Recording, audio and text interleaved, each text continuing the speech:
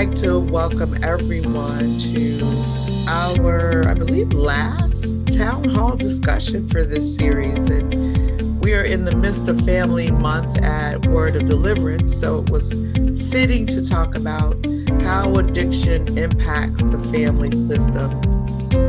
We're only going to be with you for a brief amount of time. We won't keep you long, but I hope the information that I have to share with you will help you and your family or anyone that you may know dealing with addictions. Can we put up that first slide?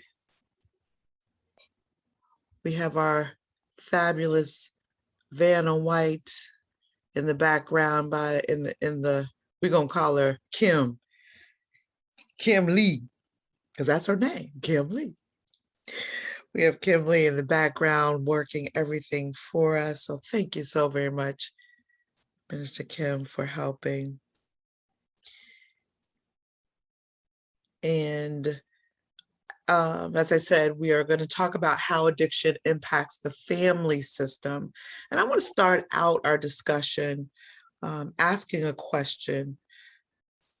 How many of you are aware of what dysfunctional family means or looks like? What do you know about that term? I can't see any hands. And Chaos. Chaos. Yes, ma'am. Thank you, Miss Bridget. Anybody else?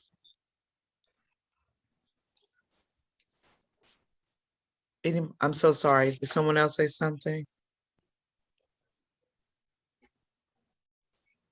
Well, we're talking about addiction, but I was thinking addiction.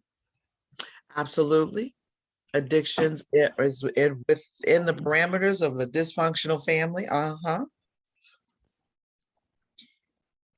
Anyone else?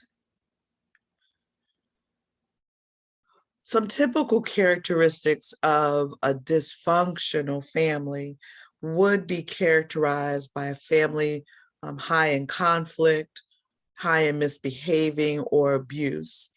The relationships between the family members are usually tense, and they can be filled with neglect, yelling, screaming, and almost forced to try to live happily, except it's done in a negative way. By definition, I think I might have this on this next slide. The American Psychological Association defines, there you go, a dysfunctional family as a family in which relationships or communications are impaired, members are unable to attain closeness and self-expression. A family is considered dysfunctional if they meet certain criteria on a regular basis, and I'm going to go through those in a moment. So again, according to the American Psychological Association, reading exactly from the slide, a dysfunctional family is professionally defined as a family in which relationships or communications are impaired, members are unable to attain closeness and self-expression, and a family is considered dysfunctional if they meet these criteria on a regular basis as a standard part of their life together. So let's go and talk about some of those areas of dysfunction. A dysfunctional family will have some level of addiction in it. Not always, but a lot of times. Now, remember, addiction is referencing anything from alcohol abuse to prescription drug abuse.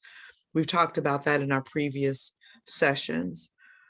Dysfunctional families are about abuse and neglect. So there is emotional abuse, there's physical abuse, there is also verbal abuse. So you would find in dysfunctional families, very stereotypical verbal abuse, physical violence as well as emotional violence. Now I want to try to distinguish between verbal abuse and emotional abuse. And the way I distinguish that is to say Verbal abuse is attack of words. Emotional abuse is attack of character.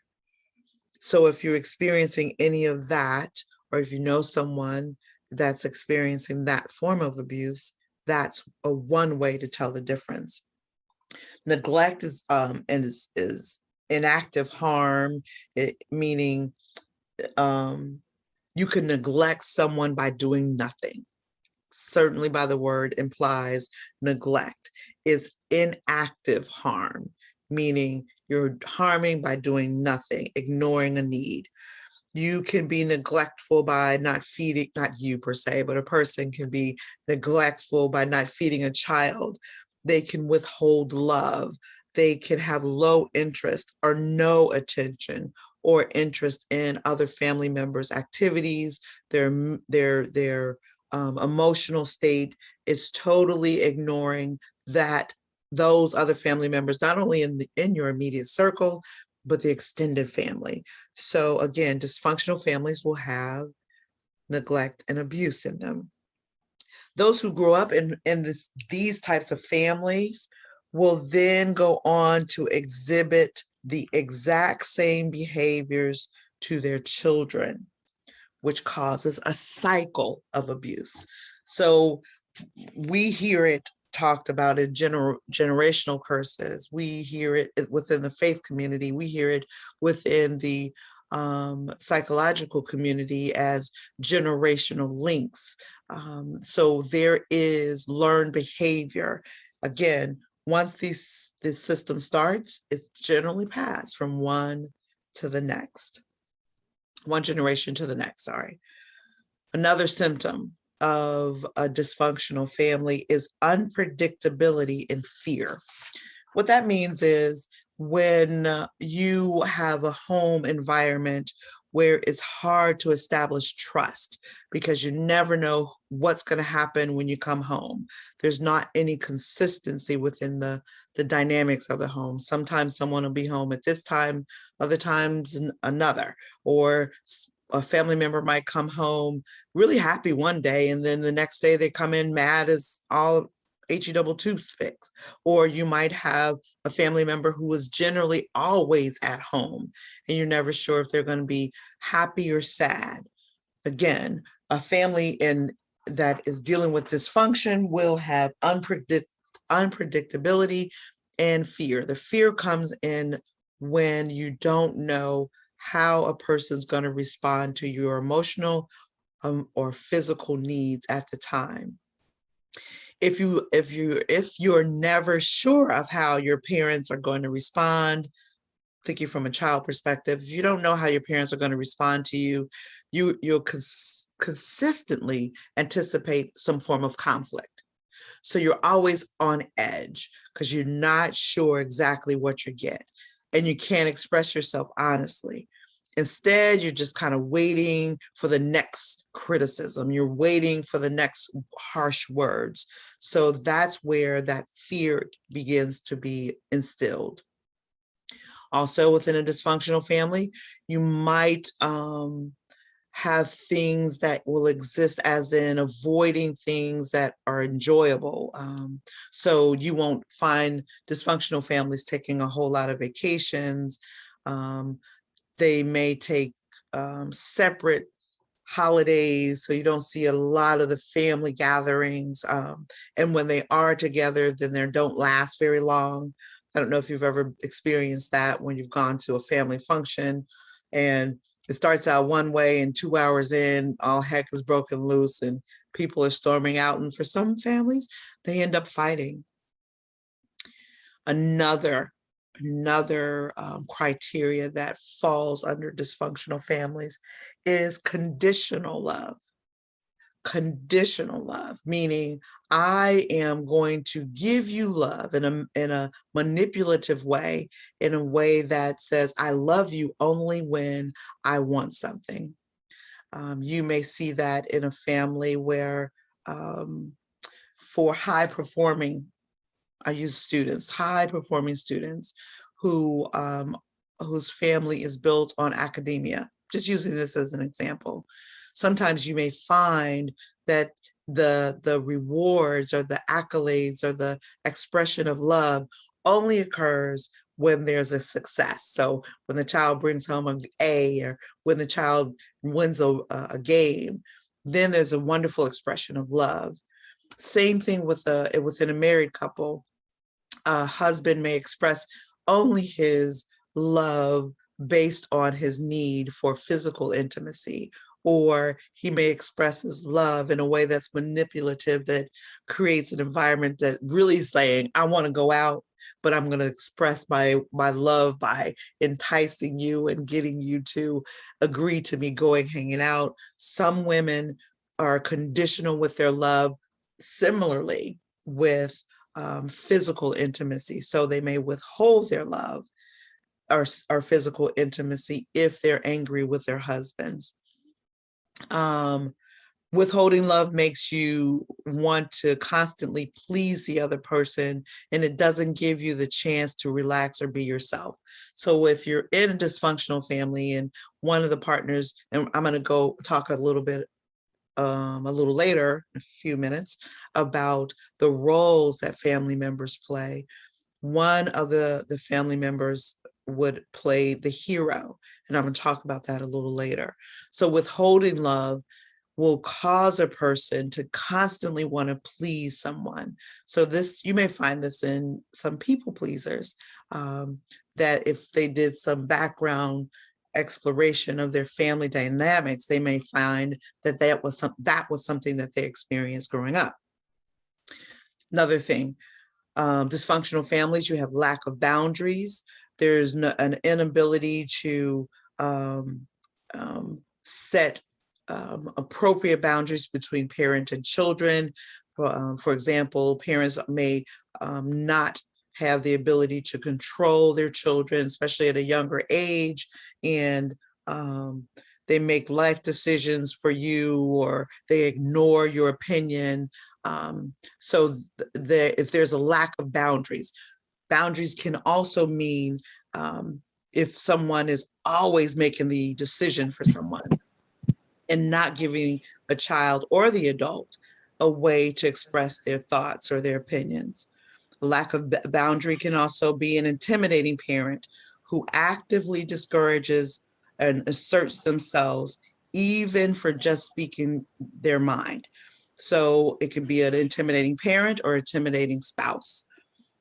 Another lack of boundary is an older child taking on the role of parents. So when you find in a dysfunctional family, there are some parents who have checked out, and that what happens is the older child ends up parenting everyone else, including the parents. And we'll talk about that again. Lack of intimacy. Your family doesn't show any sign of closeness. That's another sign of a dysfunctional family. There's no honest emotional support. Your relationships are superficial rather than emotionally available. The relationships like these make it hard for you to be close with anyone. So the outcome of having that lack of intimacy in a dysfunctional family is that you end up growing up with an inability, if not a difficult way of connecting with people in a close way, because you haven't been able to practice that in the area of your own family. If you think about their nucleus, our primary family support, that's the way we practice our social skills. So, lack of intimacy, poor communication. You'll find that in all dysfunctional families. There's no sense of understanding between the person and their family members, so they don't have a chance to voice their opinion. There's always tension. You don't feel safe in communicating your needs.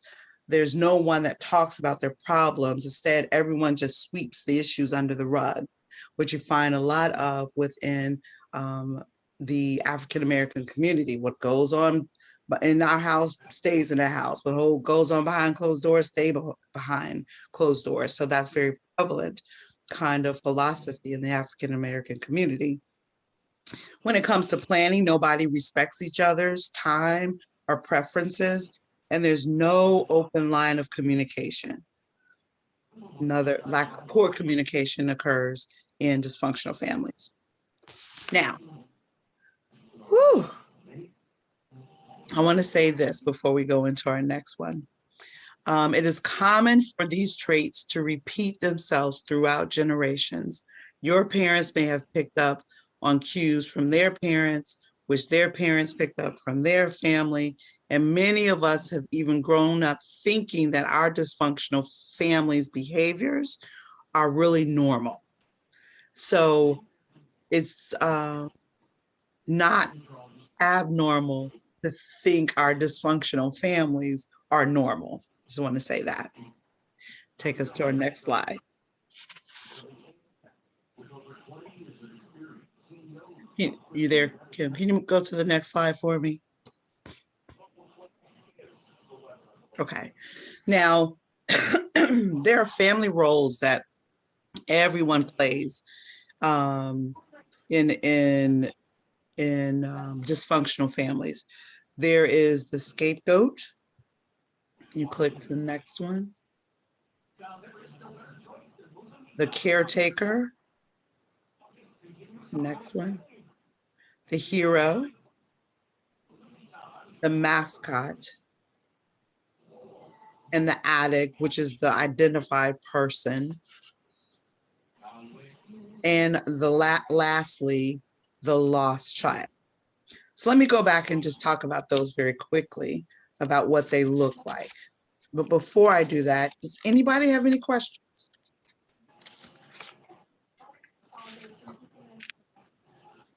Kim, can you see comments? Because I can't see comments. And I see we have somebody joining on the phone. Right now, we are looking at a slide presentation, just identifying some family roles within a dysfunctional family. And as I spoke before, they're scapegoat, caretaker, hero, mascot, the addict, and the lost child. So I want to read to you a little bit, or just share with you a little bit of what these roles look like. The scapegoat in the family is the person that gets blamed for everything. They get cast aside. Whenever there's a problem, that person is the one who gets the brunt of the problems. Children who are scapegoats are often very aware of their role in the family. They may feel rejected, unloved, and isolated. In these families with a parent who has narcissistic traits, the child who is the scapegoat and the golden child are often pitted against each other. So the scapegoat and what's known as a golden child, the golden child is, that's the one that gets all. You may have heard for some people that say, why can't you be like your brother? Or why can't you be like your sister? So they're like the golden child. And so they're kind of pit against each other by the parents. So scapegoats. A child who is the scapegoat also, I want to share this with you, is often sick. They're seen as weak, and they often have chronic conditions. So as a child, you'll see the scapegoat child as being seen as sick, weak, and they have chronic condition. Similarly, as an adult, the young child will grow to be an adult with oftentimes chronic conditions. Also, within the family roles, the scapegoat is a defiant child who has been conditioned to understand that negative attention is better than no attention from their parents or caregivers. So you may see this child act out. And as an adult, you may also see an adult acting out, maybe doing things a little bit more inappropriate or against the grain. Doesn't mean that people who are doing things out against the grain have been scapegoaters. Just something for you to consider and kind of take in your knowledge toolbox that as a young child, Any attention is better than no attention. Same thing functioning as an adult. Any attention is better than no attention. They may get in trouble in school, both academically and socially. That's for a child. For an adult, they may have difficulty finding or maintaining a job. So they have frequent leaving of jobs. They'll stay for a while and go to another one. They may have social difficulty socializing. So you may see that as in the adult behaviors. In children, the scapegoat may experience more or harsh abuse compared to other siblings or family members. So the scapegoat child is the one that gets the harsh words. Pause. Do we have any questions there? Okay. Caretaker. The caretaker, otherwise known as the enabler, I'm sure you heard these terms before, the martyr. This person attempts to keep everyone in the family happy. They make sure they just go and they do, and they deny any of the real issues, and they just make sure everything is fine. Both children and adults can play a role as the caretaker or the enabler, which ultimately denies the experience of dealing with the central issue. So the caretaker makes it difficult, if not impossible, to deal with the central issue. For the sake of our conversation, let's talk about addictions or alcoholism. So the caretaker or the enabler would be the one who would make excuses for the person who's an addict. They would cover for them. As an adult, you will see codependency. So if you're unhappy with them, then that person will feel really distraught because they want you to be happy. So that's mostly the caretaker. The hero. The hero appears to be high functioning, they're well balanced, they're the individual in the family that gets things done.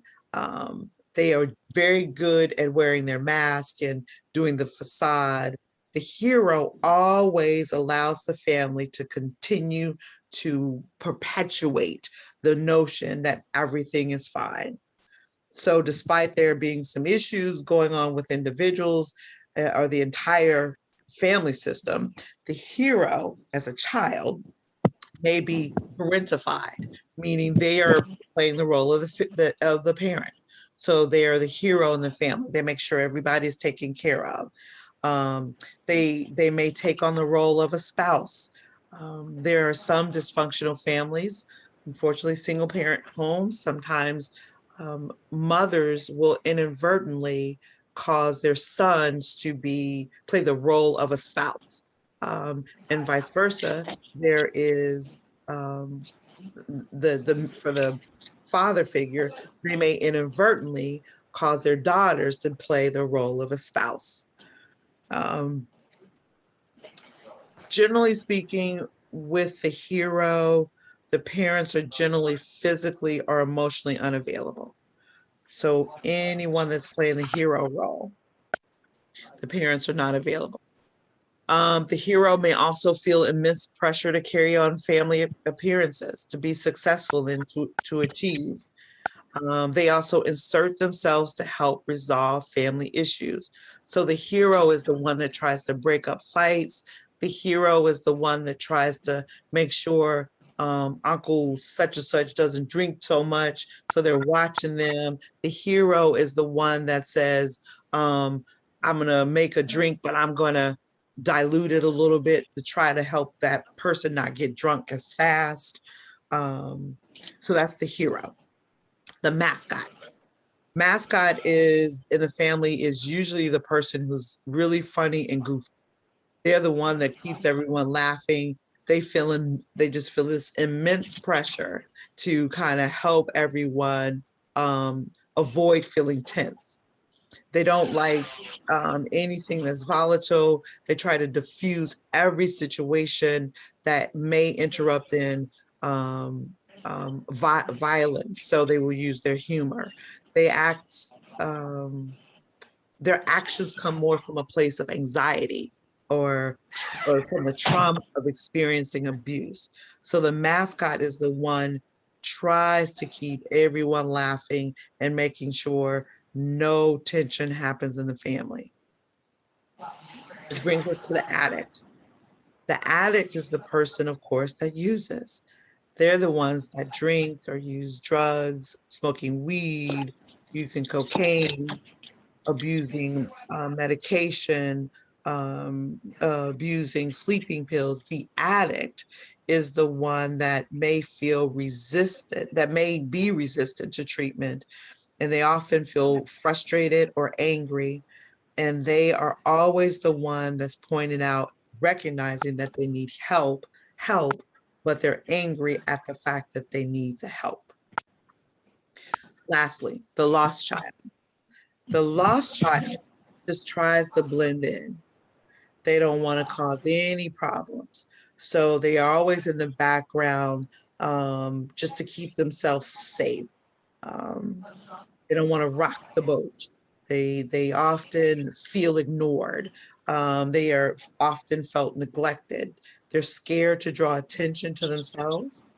This also happens where there's a lot of abuse in the household. Parents may use them like the hero role to exemplify how great the family is doing since they aren't causing any problems.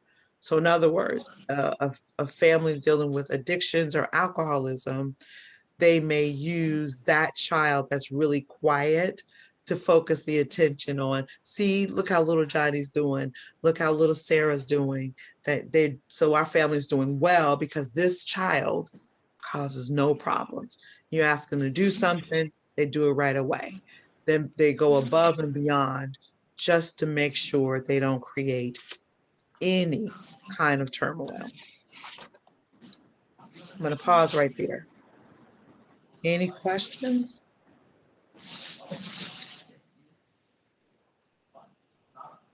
Okay, I'm moving on. I'm just I have dropping a little. question. Yes, ma'am. I, Yes, ma'am.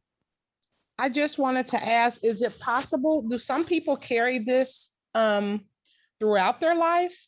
I Yes, mean, I ma'am. know you talked about, so is there any way, I know nothing is a cure all, but I'm saying if a person is desiring to no longer carry these things, I Mhm. mean, do you see, or is it possible for people to be able to live a life free of these things?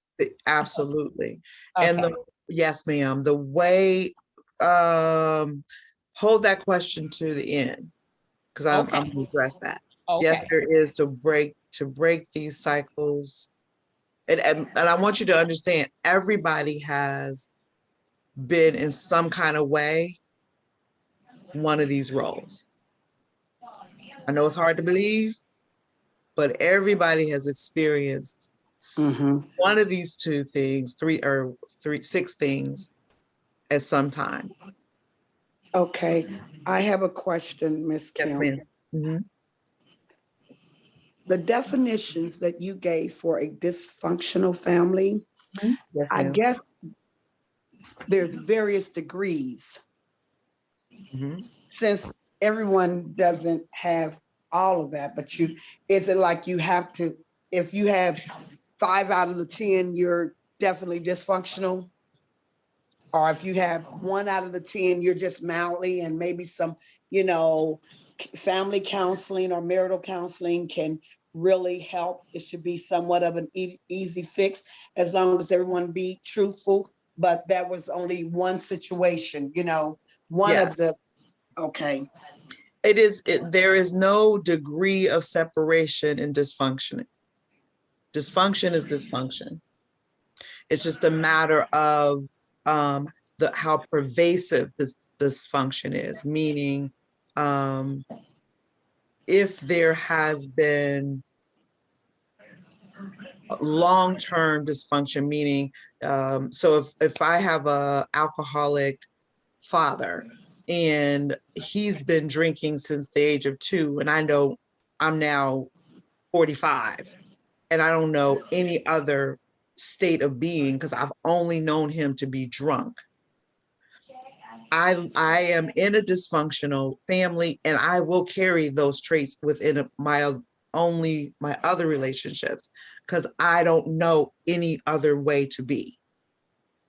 So when you think about mild or moderate, there isn't. Okay. You just look at what and how the things are showing up. So if perfectionism is part of a family dynamic, is perfectionism showing up in a family where it creates dysfunction? Meaning, do we have unrealistic expectations of family members to be perfect? And sometimes that happens. We inadvertently can desire something from someone that's unrealistic. Now, the key is to change that unrealistic expectation to a realistic expectation. And I almost jumped ahead, but that's one of the tidbits of how do you make changes from being in these dysfunctional roles and making recognition of when they happen. So I hope did I answer your question? Yes, thank you. Yes, ma'am. I don't have a question. I have sort of a comment. In essence, what a dysfunctional family does, everyone who's in that dysfunction winds up with an issue. Yep. Can you go to the next slide, Kim? Here's how it can help you. The internal experience and the external behavior. So if I'm the scapegoat in the family, internally, I'm feeling frustrated, rejected, and unlovable. Externally, what you see is I'm getting into arguments, acting out as a way to get some attention. If I'm the caretaker or the enabler, I'm feeling overwhelmed, I'm edgy, and I'm anxious internally. How you see that externally is I'm absorbing and attempting to resolve all the family issues. I'm putting out fires here, there. The hero internally is feeling overwhelmed, anxious, and feeling pressure. Externally, you're going to see them be the perfectionist, incredibly responsible, and an overachiever. The mascot.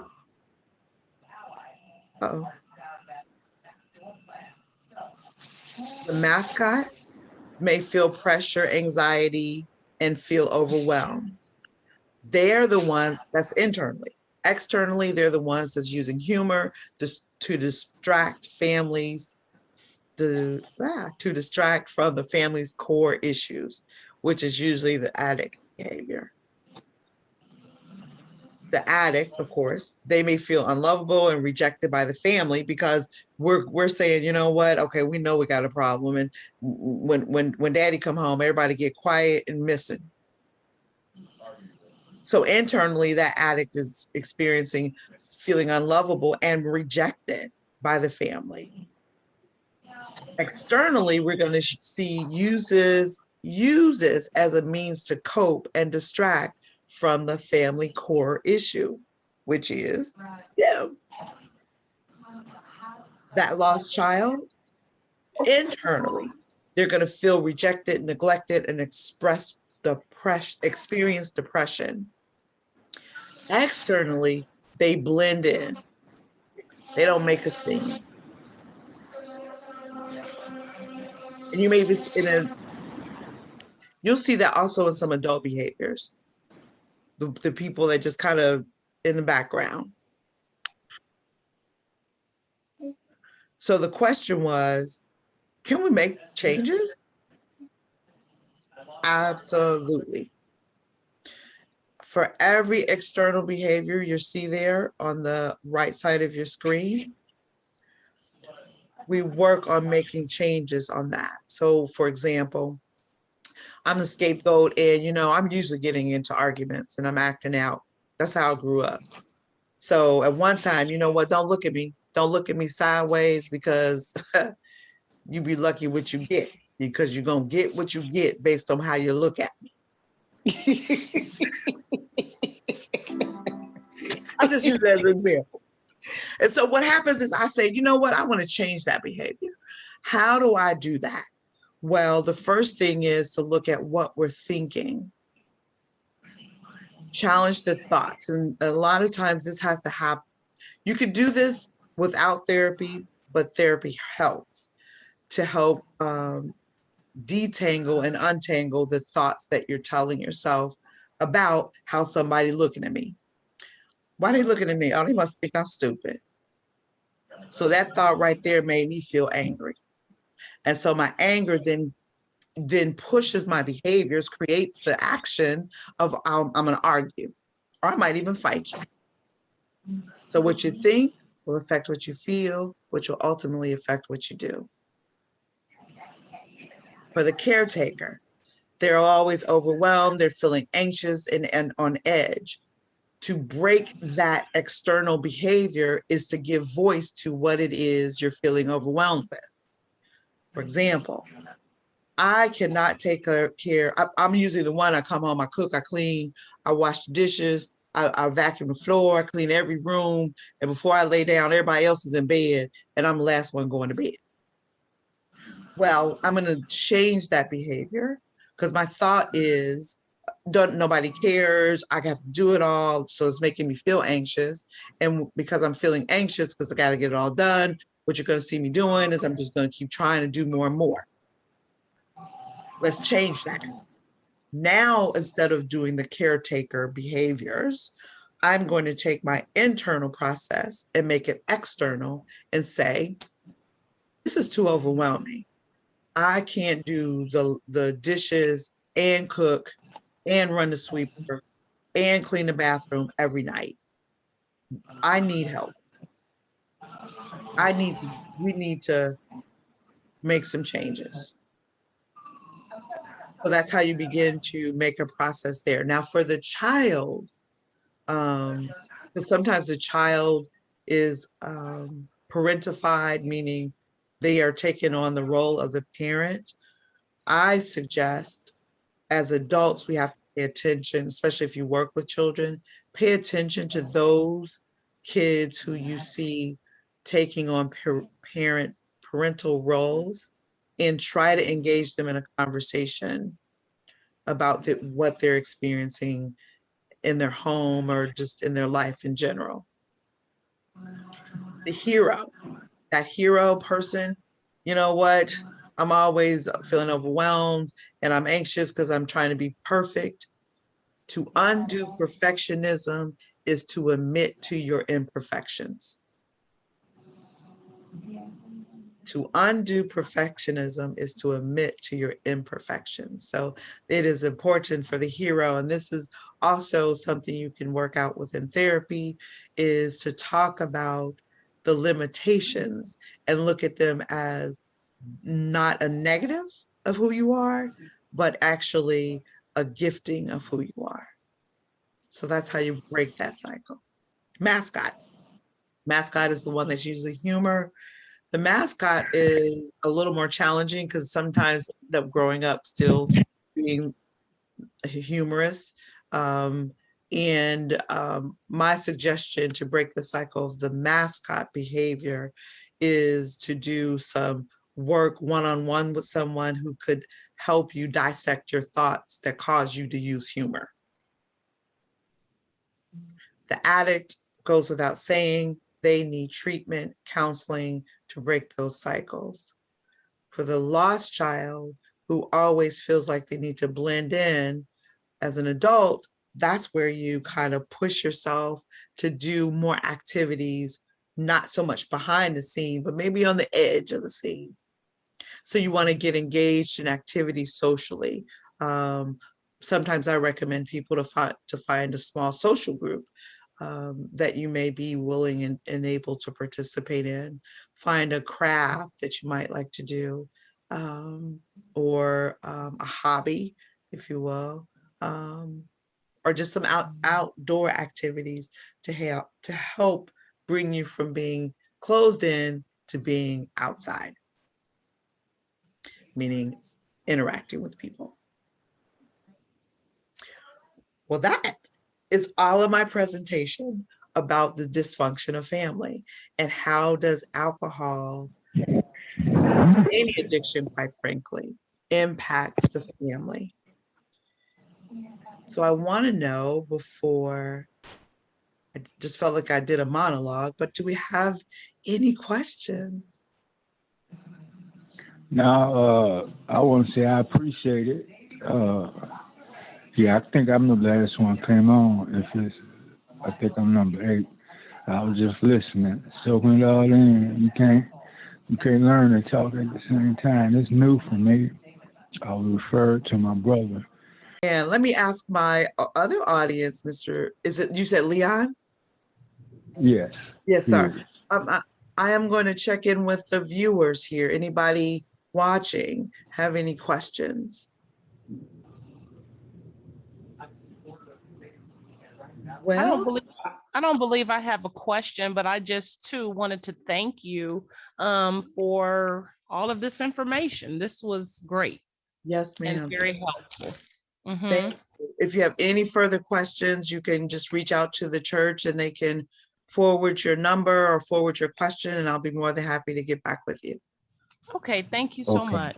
Yes, ma'am. Yes, ma'am. Thank Well, thank then, if all questions answered and asked and answered, all information laid out on the table. I know it was just kind of a quick down and dirty informational service for you, informational session for you. Again, if you have any questions, don't hesitate to give the church a call. That's 513-851-WORD, 513-851. Yeah, don't ask me to say the numbers. I just know the word. Right. That's a shame. But 851 word. 851-9673. Thank you. Yeah. That's my backup here. Well, I appreciate everybody for joining us. Be blessed, be safe, stay hydrated, and we appreciate you. And until next time, God bless you. Yeah, God bless the fellow observers here too. So everybody is blessed today. So I appreciate you. Thank you. Yeah, I'm anxious to call my brother, tell him that I got it. So Amen. I'm gonna go ahead and let everybody go. And so like I said, keep me in the loop and just text me, whatever, you know what I mean, notification. Yes, sir. Will do. Okay. Okay. Y'all have a great day. Okay. All right. Thank you. Good night, everyone. Thank you. Good night. Good night.